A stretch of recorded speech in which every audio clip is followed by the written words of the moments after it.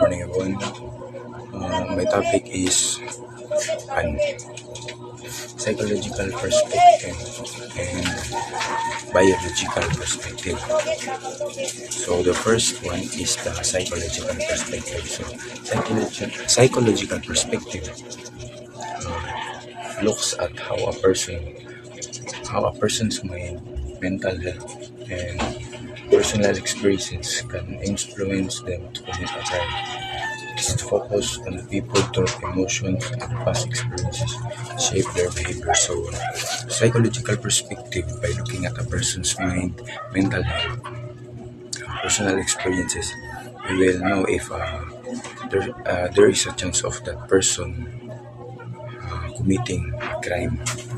For example, a person who has a problem in mental health sa utok, or dili ang tanan nga mental health is problema sa utok, like a depressed person, nagka-problema sila because of mga kinagyan sa kinabuhi na madagan sila problema. A depressed person has the poor decision making, which can lead to a person committing a crime.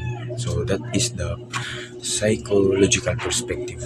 Second is the biological perspective. So biological perspective try to explain the criminal behavior by looking at someone's biology, such as their genes, brains, and hormones. It suggests that some people may be more likely to commit a crime because of their biological factors.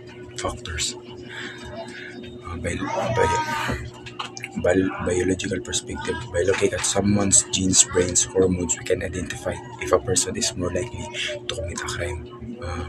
For example, ini is sa genes, inherited mental issues of our parents that can lead a person to commit a crime. So, ang kanang mga mental issues sa atong parents, pwede na nato ma-inherit kaya makuha man na nato siya sa genes to.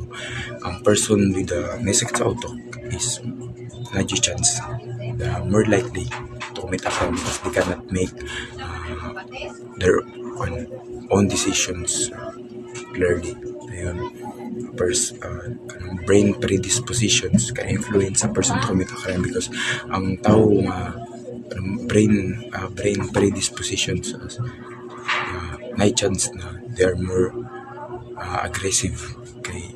Their brain cannot function properly. And second is hormones. So best example na hormones ani is katong testosterone, because if ang person has a high level of testosterone, can make a person more aggressive. So kasagaran makita natin siya sa mga laki, kasagaran na person with high testosterone is dali masuko, dakong tao. So if dako ang tao tas dali ka masuko, so dali kasagaran crime makomit ani is kanang mga violence crime, because dali sila masuko din dako sila og lawas. So najid sila advantage if